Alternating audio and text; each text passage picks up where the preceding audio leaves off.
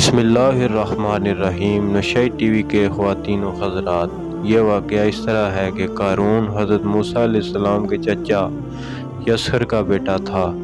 بہت ہی شکیل اور خوبصورت آدمی تھا، اس لیے لوگ اس کے حسن و جمال سے متاثر ہو کر اس کو منور کہا کرتے تھے۔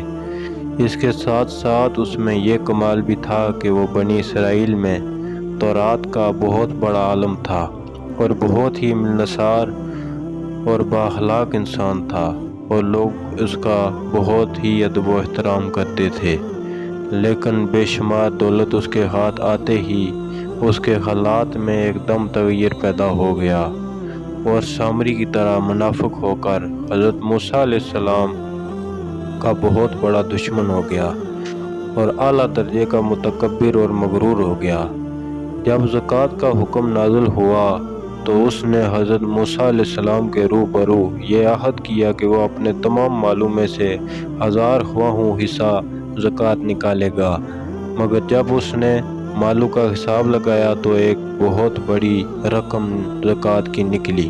یہ دیکھ کر اس پر ایک دم حرص اور بخل کا بھوت سوار ہو گیا، اور وہ نہ صرف زکوٰۃ کا منکر ہو گیا بلکہ عام طور پر بنی اسرائیل کو بہکانے لگا کہ حضرت موسیٰ علیہ السلام اس بہانے تمہارے مالوں کو لے لینا چاہتے ہیں، یہاں تک کہ حضرت موسیٰ علیہ السلام سے لوگوں کو برگشتہ کرنے کے لیے اس خبیث نے یہ گندی اور گھناؤنی چال چلی کہ ایک عورت کو بہت زیادہ مال و دولت دے کر آمادہ کر لیا کہ وہ آپ پر بدکاری کا الزام لگائے۔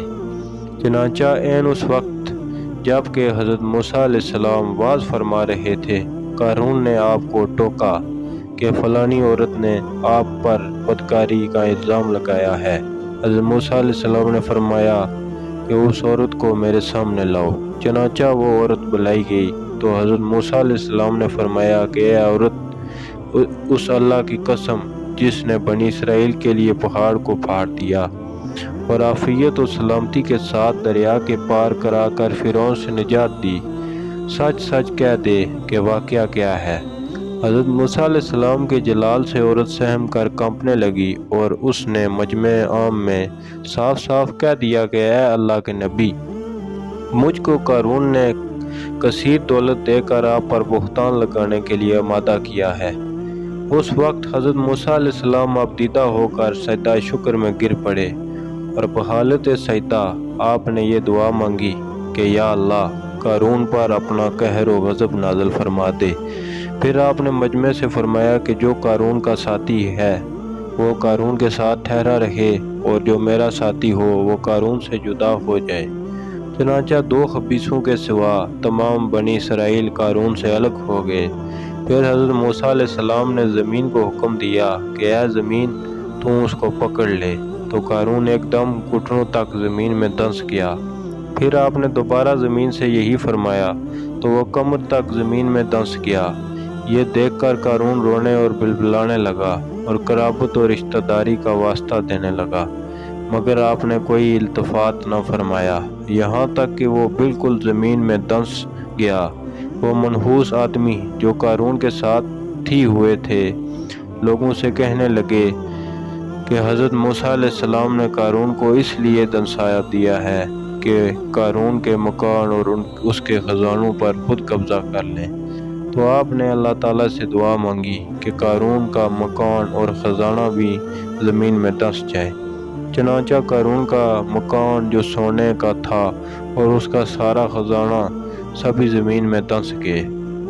یہ عبرتناک واقعہ ہمیں یہ درس ہدایت دیتا ہے کہ اگر اللہ تعالیٰ مال و دولت عطا فرمائے تو اس فرض کو لازم جاننے کے لیے اپنے اموال کی زکوٰۃ ادا کرتا رہے، اور ہرگز اپنے مال و دولت پر غرور اور گھمنڈ نہ کرے، کیونکہ اللہ تعالیٰ ہی دولت دیتا ہے اور جب چاہتا ہے پل بھر میں دولت چھین بھی لیتا ہے۔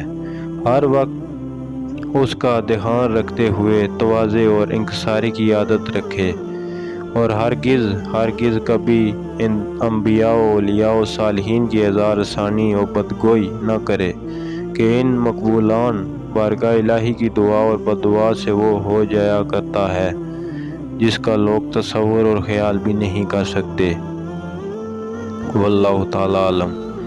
نشائط ٹی وی کے خواتین و حضرات، ویڈیو کو لائک کر دیں اور چینل کو سبسکرائب کر کے بیل کے آئیکن کو پریس کر دیں تاکہ مزید اسلامی واقعات آپ تک سب سے پہلے پہنچ سکے۔